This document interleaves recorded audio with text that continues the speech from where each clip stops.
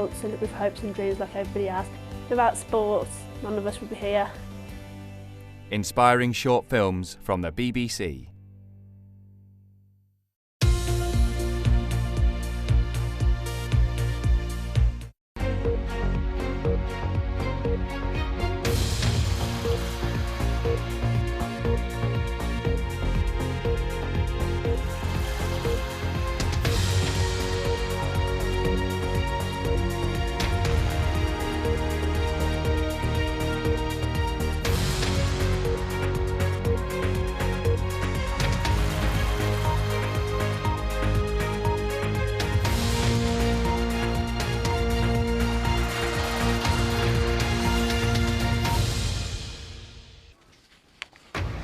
Live from London, this is BBC News.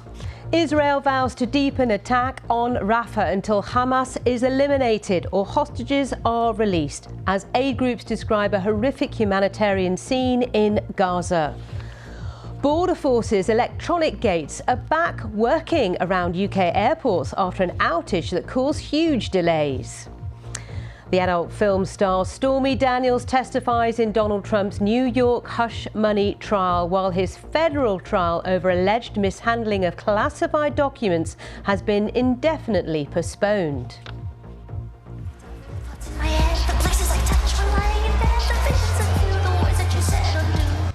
And Ireland breaks its recent Eurovision curse, qualifying for the grand final for the first time in 6 years. Other favourites, Croatia and Ukraine, also qualify.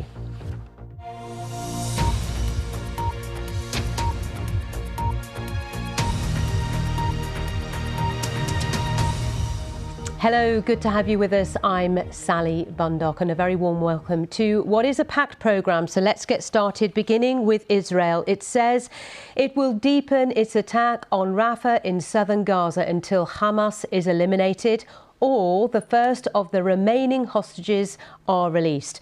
The defence minister said Israel was ready to make compromises to secure their return, but insisted that Hamas only responded to force.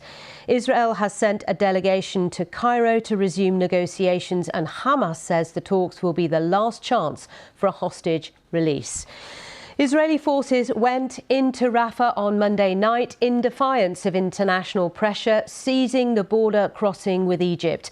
The UN Secretary-General Antonio Guterres has warned that a full-scale assault on Rafah would cause a humanitarian nightmare.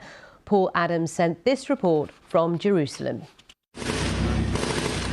A deal may now be tantalisingly close, but in Rafah, Israel's military pressure is relentless. Today, severing Gaza's last link with the outside world, the crossing point into Egypt. And raising their flag, sending an unmistakable message to Hamas. The noose is tightening. The sounds of approaching war echo among the displaced. Hundreds of thousands of Palestinians living in the sand against the Egyptian border or next to the sea. I don't know where to stay, Ahmed says. People are fleeing from Rafah, and I have my children with me.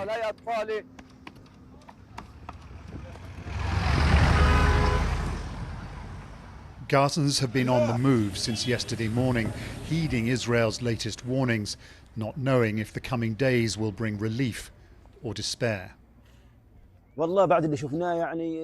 After what we've witnessed, they've said multiple times that there will be a ceasefire, but we're frustrated and we have no hope.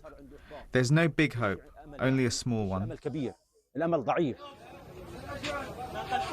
For aid agencies already struggling to cope, the prospect of a full-scale Israeli operation in Rafah is alarming. As the operation will progress, we will lose progressively more areas to the fighting. And I'm afraid that this will also affect our warehouses, health facilities, hospitals, and the very, very few sites where we have the ability to give medical support. For the families of Israeli hostages, these are also moments of acute anxiety. John and Rachel's son Hirsch was abducted and badly injured on October the 7th. No sign of life until this Hamas video 2 weeks ago. His parents now just daring to hope.